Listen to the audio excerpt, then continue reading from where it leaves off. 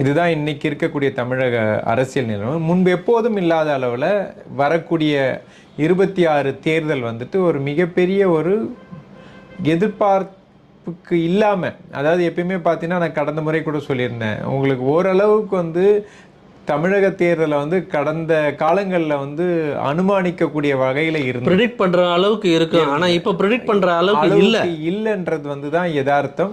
அதற்கு உண்மை நிலைப்பாடு அதுதான். அதுக்கு மிக முக்கிய காரணி பார்த்தீங்கன்னா அதுக்கு வந்து எமர்ஜென்ஸ் ஆஃப் திரு விஜய் அவர்கள்.